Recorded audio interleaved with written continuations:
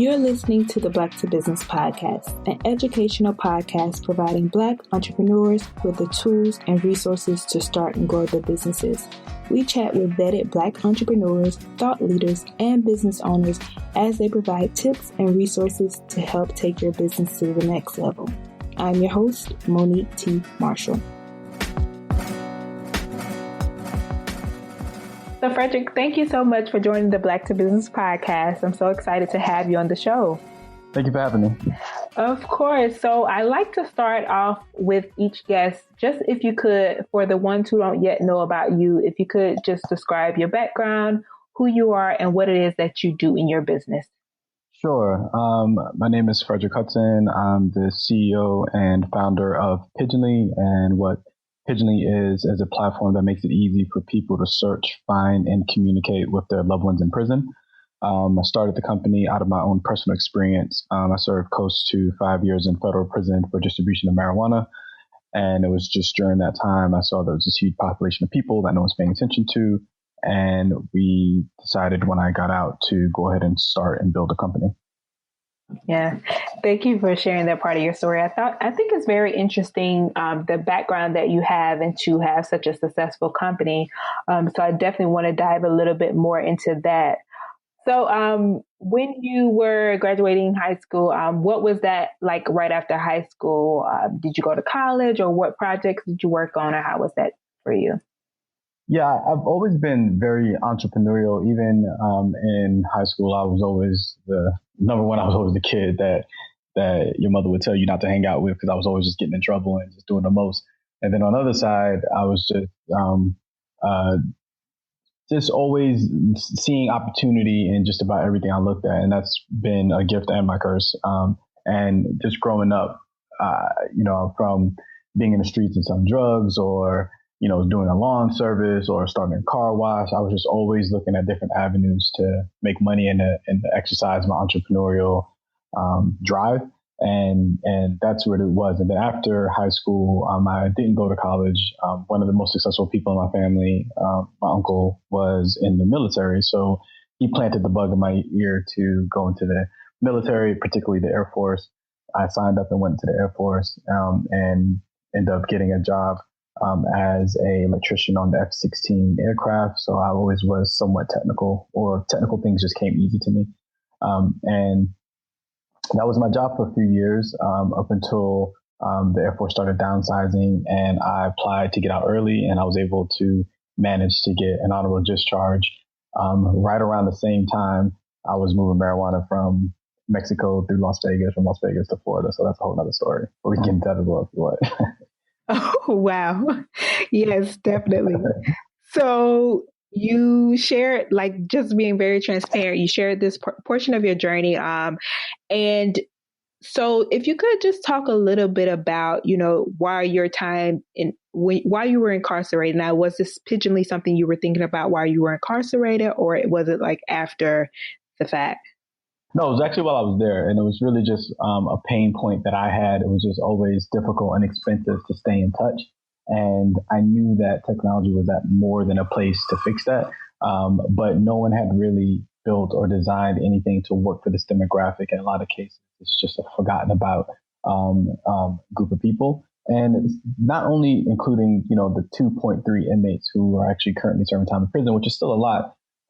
But when you look at the broader market, like each person's connected to, 5 to 7 people on the outside. So when you extrapolate that number, you're really talking about something that impacts anywhere from 16 to 20 million folks on the outside world, who all have a loved one or someone that they know or someone that they're connected to, that's currently serving time in a U.S. prison or jail. So the problem was something that, I was exposed to from actually being there. And then, it really was, how can I build something that would have solved my own issue or scratched my own itch, if you will. Got it. So now that you have this idea, talk a little bit about starting, like what was that starting point and how did you, take it from idea to conception? Sure. So when the company really started with just a very simple concept, and that's, why don't we build something to make it easy for someone to send photos directly from their phone and then have it printed, have it mailed, and then have it delivered. And that's really was a really simple concept. And that's where it started. Now, what we have today is substantially more complicated and more complex. But what we had started then was very simple. And, I started this actually was in the halfway house. So I hadn't been out for, longer than a few months. And I knew that the last thing I wanted to do was rely on someone to give me the opportunity. So I knew I was going to create my own. So I basically just, looked at all the different ideas that I had while I was in prison and said, okay, which one, that I execute based on, the resources that I have or what I can get, what resources I can get access to, et cetera. That was this idea. So, the first step was really just getting online and figuring out. I mean, I had 5 years of catching up to do. So I had to get online and figure out, what was what, how do you get software built and how do you find developers and how do you find a fulfillment house to handle all your printing and shipping. And so I had to really just figure out all that stuff from scratch because I was starting from scratch. At the time, I didn't even have a place to stay at the time. So it was really just, figuring out what I didn't know and then aligning myself and finding people that could help me support my vision of what I want to accomplish. And, that's really how it started. And then once we was able to get a very rough version of the product working, I then saw the CNN special that was talking about Silicon Valley and how this whole ecosystem that people would support technology products. And so I started basically applying at every accelerator that I could find online. And pretty much all of them said no, except this one small accelerator that really focuses on Black and brown folks or people who are typically underrepresented in the technology industry. And they gave me a shot. We went out and at the end of the program, we was the only company in the cohort in the class to raise money. We ended up raising $1 million in seed capital. And then, we haven't looked back since. Now that's amazing. I really like that. It seems like you had this idea and you hit the ground running once you were out. So if you could just, what was it like for you to, your mindset and not being discouraged, or were you at all worried about what people would think, or how was that for you? Because I know there are some people out there that battle with these situations. Absolutely. Yeah. There was a point where I just wasn't sure how people would be responsive or people would respond to the fact that, I was a felon. I knew that definitely would make things more challenging and difficult. But on the other hand, I knew that if I didn't tell my own story and I didn't control my own story, somebody else would tell it for me. So it's my approach when it comes to things like that. What I always tell people is that a lot of times, the things about you that you're concerned about someone knowing, or if you feel like it would change the way someone would view you, particularly in business, if, to make them not want to do business with you, or because you're Black, or because you're a felon, or because you're a woman, or if you're a Black woman, and all those things. And you don't want to do business with that person either. So the faster you can determine that that person is not going to want to rock with you like that, then the better it is for you. And then I shifted my focus to really look at when I would have interactions, amongst investors or just people, through the course of building our business, I was always trying to sort people out and rule out people that really wasn't going to be supportive of my vision of what I was trying to accomplish as quickly as possible. Because the last thing I want to do was spin my wheels and spend a lot of time on someone who's not really rocking with me. And, they'll just, string you along, and then you end up wasting a lot of time. So, I took it a different approach where my goal is to figure out, do you get it or not? So I can kind of just get you out the way sooner than later. Definitely. That's a nice way to put it. So before diving into a little bit more about the logistics and the team and such, I really wanted to touch on, I know that you mentioned, your story and how you turn it into positivity. If you could just talk a little bit about, what's it like in terms of, for you, the importance of male entrepreneurship. And, you touched a little bit about the ratios of the Black males in the prison system. Why do you feel that entrepreneurship matters? Yeah, I think entrepreneurship is one of the, in my opinion, one of the fastest ways to somewhat level the playing field, right? So, there's one of the things that we have in particular as Black people, that when we identify something and we find a lane, we dominate that lane. And when it comes to technology and entrepreneurship in particular, is a lot of times we don't see certain things as an option. So we don't really pay attention to it, or we use our entrepreneurial talents for things that get us in trouble, like I did, right? So, and that's because that's the only industry that I saw, those are the only things I was exposed to. So then I used my natural talents in the only thing that I knew. So, when you flip that and you can point it in the right direction, we can accomplish a lot. And I definitely see entrepreneurship as a way to really change not only our lives, but change our peers' lives and even our communities. Because we come from unique and diverse backgrounds, we're going to build products and services or solutions to unique and diverse problems from our perspective.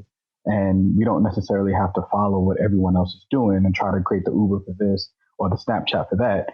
There's a number of issues that we can build products for. And if you solve a problem for someone good enough, they'll be more than willing and happy to pay you for it. So, that's really what I look at. There's just, we have an incredible edge because we have a unique perspective in a market and communities that most people, just don't understand. Yeah. And I think it's great that you really push the fact that I think a lot of times people don't really hone in on the fact that there are some things that can make you very successful by being unique and steering from the norm. So that's what you all have been able to do, which is amazing. And of course, the story behind it helps too. So kudos to you all for that. Okay. And also, I really wanted to ask, so you built this platform, and what was it like getting people to use it? Like, how was that process? Yeah. So when we first started, we obviously was just thinking about the product itself. We said, hey, we're going to build this thing. We're going to have all these people use it. And, we had a very rough and barely workable product that was out there. And it allowed people to upload photos, and then it sent the photo files to our fulfillment company that was based in California at the time. We was in Florida. And then the fulfillment company would then print, mail, and ship it. So it was a very simple, straightforward application. And then we ran into the roadblock of, okay, now we built this. How the hell are we going to get people to know about it? And that's when we realized, okay, we don't necessarily have the budget to spend, a whole bunch of money on advertising or radio or TV or Google ads or Facebook ads. That stuff can get very expensive very quick, particularly when you're still figuring out what your product market fit is, when you're still figuring out, who your target customer, what's the most efficient and most cost effective way to reach your target customer.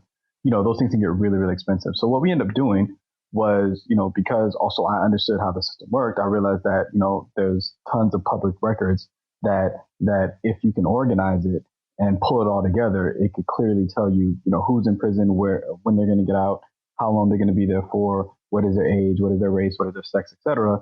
And so we basically built a data platform, which became the core of our business that allowed us to identify, search, and find and know where people were. And then what we used that data for was to reach directly out to people who was in prisons and say, hey, if you want to get photos, here's an easy way to get your family members to get photos. It's cheaper than, printing them, doing it yourself and going to the post office, and it's faster and, has all, these benefits. And the inmates would call home or write home, or when they saw their loved ones in visit, would say, hey, use this to get photos from now on. And that's how we acquired our first customers. Awesome. So I definitely have the question of what was the time? Like, how did you have the time to do it? And I know you mentioned at first that you weren't employed. So at this time, were you employed full time, or was Pigeonly like the sole thing that you were doing? Yeah, Pigeonly was the sole thing that I was doing. So I had when you first get out of federal prison, they have what they call the halfway house. But the halfway house is you're still technically in jail, but the jail is in the community, and they allow you to leave only to go to work, and then you have to come back at night. So what we did was I said, okay, well, I know, I could, apply at the random places that they would have show up at the halfway house that would, they'll pick guys up in the morning and say, okay, yeah, you can sweep the stadium or just do whatever. And I said, well, I want to build this, and I think this is going to work. So I reached out to my friend and said, hey, I know you have this office, hire me on paper. You don't have to pay me, but at least hire me on paper so that I can leave every day so I can work on this idea. And that's what I was doing. So, I didn't have to pay, rent or whatever because, they gave you a bed. I use the word term bed very loosely. It's more like a cot. They give you a cot that you can have for 6 months and you have, 2 meals a day. Wow. And I used that time to really build my business because my cost to living was extremely low. And, I had, had the ability to get on the computer and do research and talk to people and try to get things to happen and kind of move around. So that's how we got started. Wow. About like using your time and just, the really grinding. So this is a intersection question. But it's really like, how did you feel at that time? Were you just like in the zone? And even thinking about it now, like even you talking about it, that is like really amazing process what you were able to do. So how have you been able to like process the success? I think it feels how do I say this? I think from my perspective, it feels different than how it may look or seem from somebody else looking at it, right? So for me, it's kind of like, you can go to the gym and you feel like you haven't changed, but other people like, yo, Right. you put on weight or you gain weight or you got small or whatever. You see yourself every day, so you don't really notice it, right? So it's one of those type of things where for me, I feel like, okay, we've gotten to the next step or we've got to the next series of steps, but I don't necessarily feel like, okay, we out the clear yet. You know what I mean? Even though, to this point, we've raised a little over $5 million. We have, 20 plus employees, full-time employees, and, we have 6 products and we have customers in 88 countries. So we've done a lot, but for me, it still feels like, okay, you just got to the next step and what's the next step after that? I think, as far as my personal outlook is just, I still in my mind have the vision and goal of what I'm trying to accomplish. And, I haven't hit it yet. So for me, it's just really about being disciplined and not focusing or stressing over the things that I don't have control over. Because every day there's, 30 things that I don't have control over, and then I can just focus on the maybe 2 or 3 that I do. And then those 2 or 3, those are things that actually matter and kind of move your business forward because, you can waste so much time and so much energy, chasing things that you don't have control over. Yes. So I'm going to get to the goal. Let me go back just a little bit. So like you raised at first, people said no. Then you had someone that believed in the idea. So like you mentioned, you've raised over $5 million. The first question I have is, what was your team like and how did you build that team first? Yeah, so I would say building a team is probably the single hardest thing along any entrepreneurial journey. A lot of people would think the funding is the hard part. But the real hard part of the team, because, if you have the right team, funding gets really, really easy or gets easier. It's always hard, but it gets significantly easier. And for us, in the beginning, I reached out to a guy I knew that I was locked up with who, when I met him in jail, he said he was a graphic designer. So when we first was getting the app together and I was like, yo, can you design these screens for me? Can you help me put this website up on WordPress? And so I just used the resources and things I had because I didn't know anything. I was literally starting from scratch.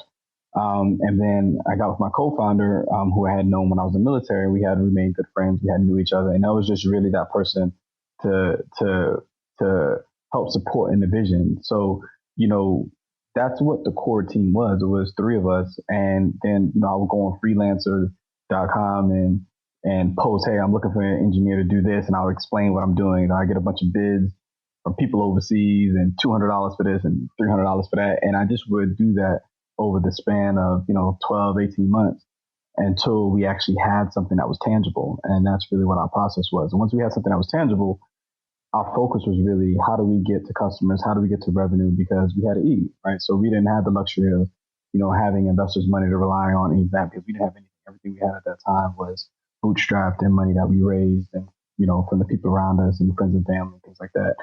So it wasn't a lot. So it was literally 500 here, 200 here, 300 here until we was actually get something up and running. Right. So freelancer.com really works.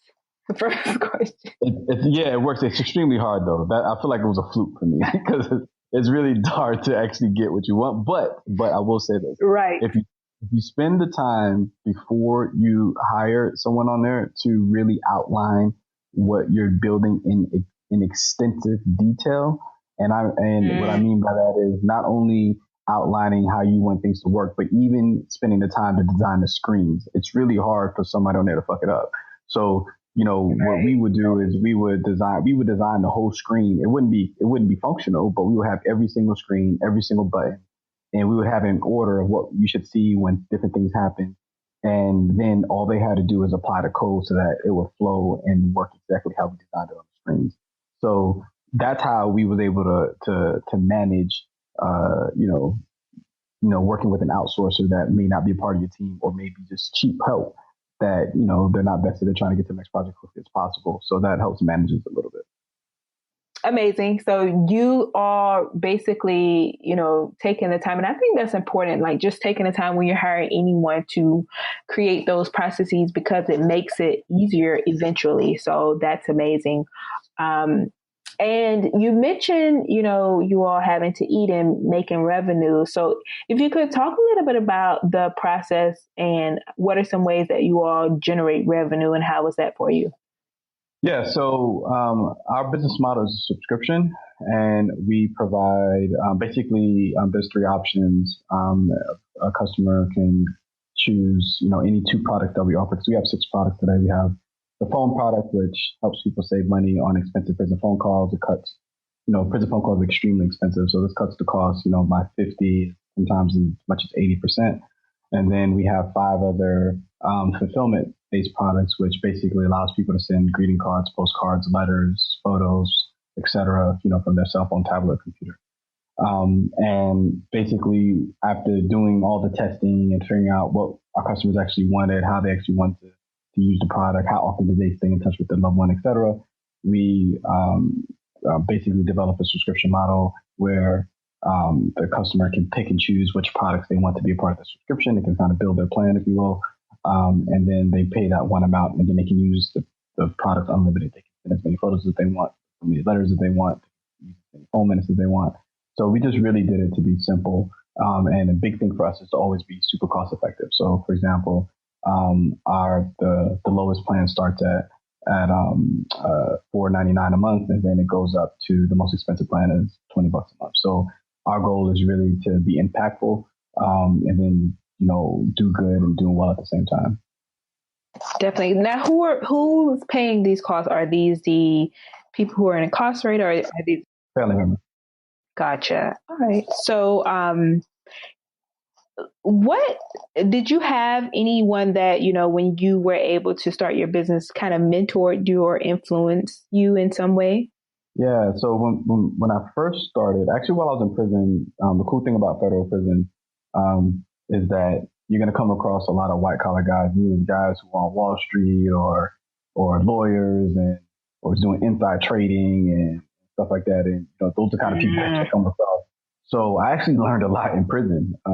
And I actually learned how to convert what I understood from moving drugs, and because I'm an entrepreneur in of itself. I learned how to connect that and move those same concepts over into just more day-to-day business and more legitimate business. So that was a huge help to me. And then as we started going through the process, I definitely saw the value of mentorship and talking to other founders who have built things and done things, and then and that's pretty much the type of mentors that I would usually seek out is other founders who have built or accomplished at least the next step of what you're trying to do. So a lot of times you don't have to try to find and talk to Bill Gates. You can just talk to the guy who just closed his seed round if you haven't closed your seed round yet, because he has the information. Yeah, Bill Gates can tell you how to close the seed round too, but the guy next to you, he's more accessible, and he can help you and tell you exactly what he did to close the seed round. You can apply that right away. So yeah, mentorship is definitely important. Definitely. So Frederick, what do you think, or how do you think Pigeonly has been able to make an impact on the community that you all are reaching? Yeah, so the way we measure our impact is we look at, since at our heart we're a data company, we always look at the dollar saved, the number of bucks that we can save someone, and it really comes down to, for example, we track, because someone's a Pigeonly customer, how much do they save in a given month or over the course of them communicating with their loved one, how much money they save. So to date, we've saved people a little over $10 million. And that's the difference between what they would have had to pay for communication versus what they pay because they're customer of ours. And one of the things that, when we design our business model, when we design all our unit economics, we really wanted to see what we need to build and develop and how we make it work so that it is more expensive to not be a Pigeon customer than it is to be a Pigeon customer, because we want to be as impactful as we could be. So for us, that's how we measure impact, by the number of dollars we can save on a per customer. And then the second part is because there's so much data that shows that because an inmate is able to stay in touch with someone outside world, he's less likely to reoffend and go to prison. Because there's so much data that supports that, we're also tracking to see for people who do use our services, what is the recidivism rate, or what is the rate at which they reoffend, if at all. And that's another important thing that we look at. And so in your experience, like, what has been the most challenging and also the most rewarding thing about having your own business? I would say the most challenging part of having your own business is that, everyone likes the idea of, being your own boss and starting your own company and not having to answer anybody and all this kind of thing. You see all the Instagram accounts that talks about being your own boss. You always see images of a laptop on a beach with a strawberry factory on the table. And that's not really what it's like, right? So it's very different. And it's one of those things where you have to be able to shoulder a lot of responsibility, because not only are you responsible, to your customers, whoever service that you provide. For example, if I make a bad decision and we change something on the website, which I have, our customer service lines light up and we have hundreds of people that are calling us because some change or some, wild idea Frederick had, impacted, 200 people in Kansas when they try to use their phone, right? So you have to, shoulder that responsibility that you have to your customers. You have to show that responsibility that you have to your employees or the team, the people that you build around you that support you, because those folks believe in you and they're depending on you. And if you have investors, you have responsibility to investors. So you have to be, at least develop the aptitude to be able to, have those and shoulder those responsibilities, and then always be willing to be the last person in line, right? So when something goes wrong, the buck stops at you. You have to figure it out. You have to solve it. There's usually no one that you can turn behind you to look to solve that issue. So that's the part that comes with it. And, for me, it's rewarding because at the end of the day, I get to wake up every day and do what I love and work on a problem that I care about. But at the same time, there's lots of sacrifices that I've made along the way as well, to accomplish this goal. So, it's a give and take, just like everything. Everything has its cost, even entrepreneurship. So, the old saying is you got to measure the cost before you start. That's a key. And speaking of investors, like, what advice, or do you think investors are a necessity, and what advice would you have for someone looking to consider investors and, going down that path? Yeah, definitely. Investors can be helpful. I mean, I think the approach to investors is that they're just another tool in your toolbox. So the role of the investor is to support you and your vision and give you, more gas to go in the car that you're building to go where you want to go. So if your investor is not getting in the back seat or the trunk of the car that you're building to go where you want to go, they're not a good investor, right? So, a lot of times, especially when you're first raising money, you kind of think that you have to conform to, other people's visions and what they need and what they want or what they say, what they suggest. And you really have to have a strong idea of the problem that you're solving and what you want to build. Because at the end of the day, investors are investing in you, right? And a good investor is investing because they're betting on you to be able to figure it out, whatever that you're doing. So you really want to make sure that you're really selective of who you bring into your company, because once you bring an investor in, you're stuck with them. So you really want to make sure that they're aligned with your mission more than anything, and that they're investing in you and not necessarily investing in your idea, because your idea will change and your idea will adjust over the course of building your business. As you learn more information, as a good founder, as a good entrepreneur, you should adjust your idea to reflect what you're learning in the market as you put it in the market. So you really want an investor that's betting on you as an individual and that is aligned with your mission. And then in that case, you're good to go. Once you have that, I think it's perfectly fine to get investors, because it does allow you to do more faster.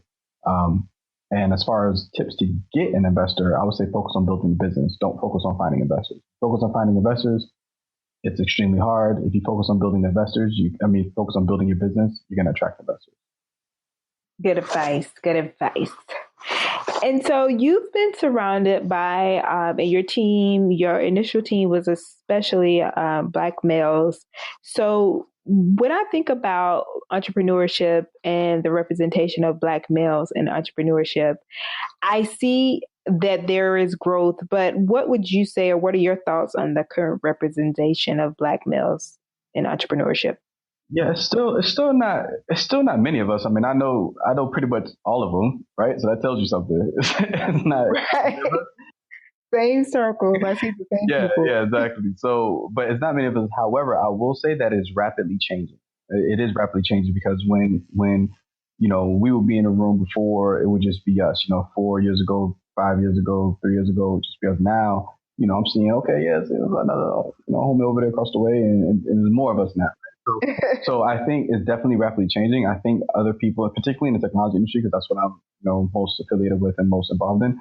I'm starting to see more brothers jumping in and saying, okay, yeah, this is the way that I can build some value and create wealth and solve a problem. And, it's a lane that I can be in. So, I always love to see that. And it's definitely still small. I would say probably, and that would fit our category of a venture backed, Black founded, Black run, Black company, technology company is 1%.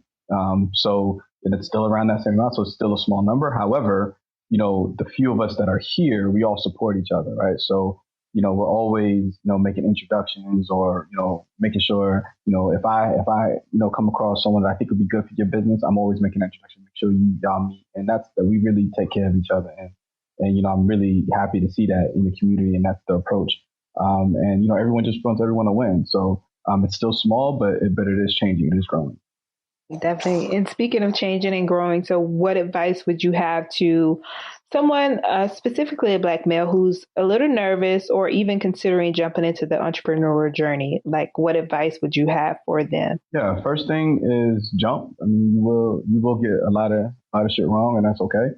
And number two is just make sure that you really spend more time identifying what the problem that you are wanting to solve is. And I think that's really important. And you know, if you really have a clear picture of the problem you want to solve, then you'll be fine because like if you solve a problem for someone, they'll be more than happy and willing to pay you for it. So a lot of times people might chase and get hung up on what they think is cool for an idea.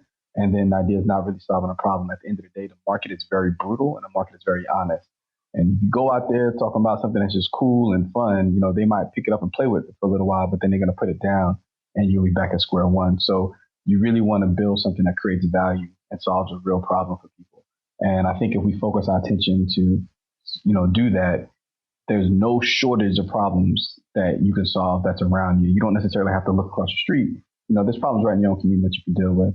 Just particularly in a Black community, poverty is very expensive. So there's so many opportunities to leverage technology, to leverage just good business to make poverty less expensive in a lot of different areas. One of my homies, he created Solo Funds, and basically what Solo Funds is the app where it's peer-to-peer lending, where someone could, they instead of going to a payday loan and paying 300%, this app, which is also founded by a brother, I can download, and someone needs to buy $500, I can lend them $500, and as they pay me back, I make a small interest rate, and it builds that person's credit score, and it's very straightforward, and it's a really solid app. So just that one thing he's doing, and I feel like that's going to be huge because he's taking on a multi-billion-dollar industry, and he did it himself with an app, right? So it's really important that we look right around us in our own immediate circle and say, hey, what's the problems that I deal with every day? What's the problems that my peers deal with every day? What's the problem my families deal with every day?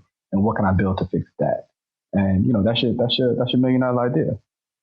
Love it. I have to check that out. Solo Funds. It's in the App Store. It's on iOS and Android. It's dope.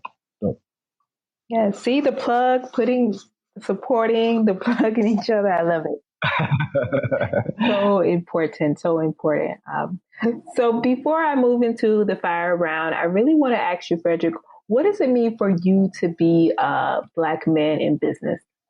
Um, to me, it just means to. I feel like that's what we was always supposed to be. I mean, I think there was a time in our culture, and there's a time in our history that we had this sense of we can build for ourselves, and I think a lot of times we want to seat at the table. We need to say, fuck it, I'm gonna make my own table, right? And I'm gonna build something for myself. If I see an issue, I'm gonna build something, and I think for me, that's what it's about. And for the people that I'm around, they see it the same way. Is that yeah, it's cool. We might sit at your table every now and then, but don't get it twisted. We're building our own, and we're gonna build the solutions for the problems that affect our culture because it don't when it comes down to it, our culture drives all cultures, and our culture drives American culture, and then world international culture, and so we have that. And too far, too long, it's been other people that benefit monetarily from our culture and from us. And I think that's starting to shift. People starting to pay more attention. Say, yo, we can build that. We can do that. And we no one knows it better than us. And that's what for me being black in business means. Loved every minute of it. Noted. But I think that's great. Like even, I mean, I felt it, and I definitely agree with everything you said. So yes. So getting into the fire questions, what advice would you give your 23-year-old self? Oh man. um, Man, when I was 23, I mean, I was moving a couple thousand pounds a week. Like, so I mean, I was crazy at 23. So I mean, I was out of control at 23. So I would probably tell my 23-year-old self, "Yo, calm down, sit down somewhere. That's what you need to do. Sit your ass down." That's what I would tell my 23-year-old self. That's enough. Sit down. Uh, Speaking of like even coming from there, what skills or personality traits do you think has gotten you to where you are today? Yeah, I would say probably just being um, tenacious and being self disciplined and realizing that you can have it all, just maybe not always at the same time. And a lot of times you get discouraged when you can't get something that you want, and it's just maybe you just can't have it at that time. But you still have to be diligent, you still have to be focused, and you still have to continue working towards that, and just do your part, and then let the universe do the rest. And I'm a big believer in that. That one of the things that if I haven't gotten 100 things wrong, the only thing that I didn't get wrong was not giving up. And then people say, okay, well, you're successful and this is working, and what's your secret? Only secret is that I get up every day, and no matter how much I failed the day before, I try again. That's really what it is. And to me, that's pretty much all there is to it. And what would people be surprised to know about you? Um, Surprised to know about me. I have an excessive personality, and one of the ways that's expressed is that I have two Great Dane dogs, and I'm highly allergic to dogs. Why do I have two Great Dane dogs and I'm allergic to dogs? It just doesn't make any sense, but that's just my personality. So And what's the last thing that you splurged on for yourself? artwork. I'm an art head. So about 3 years ago, I started collecting art, and I've just been hooked on it. And it's for me, it's kind of exciting to one, I like something that I can look at and evoke some sort of emotion. I like things that evoke some sort of emotion, whether necessarily doesn't positive or negative or anything. I just like to feel something, and and for me, it's just been a cool hobby because you can pick out, someone that you think, an artist that you think is gonna, rise in popularity, or his career is gonna take off, and you can be an early believer in that. You kind of watch their career and watch it go. So for me, it's definitely artwork. That's probably my hobby that probably gets most of my discretionary spending. I love art. And lastly, any recommended reads or any reads that have helped you on your journey that you can recommend to our listeners? Yeah, I like From Good to Great with John Collins. It's not a real easy read, but it's a good read. It's just a lot of good principles, and what I saw was what I liked about it is that it just talked about, and for me it was like the first business book I ever read, so I guess that's why it stands out to me so much. And it really just talked a lot about the difference between going from good to great and then how other organizations have done it. And what I try to do when I read things is I try to pull out the principles and whatever I'm reading, not necessarily, he did this, he did that. I usually try to find out what principle was he following, because what I've found out is that, and what I've experienced over time is that principles are somewhat universal, and principles react the same way, the same all the time, regardless of who you are, regardless of what your background is, whatever the principle is of a matter, that can be duplicated. So, reading those books, what it did was it just had a lot of principles of just good business that you can follow that I was able to emulate and duplicate in my business today. Yeah. I have that on my bookshelf now with probably like the first few chapters read, and I can agree it's a hard little read, so I'll take that approach because I haven't picked it up in a while. Yeah.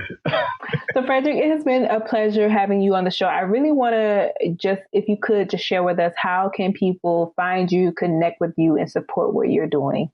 Sure. So, my name on Twitter and Instagram. I'm probably on Instagram more than I'm on Twitter, but it's IamFastFreddy, IAMFASTFREDDY.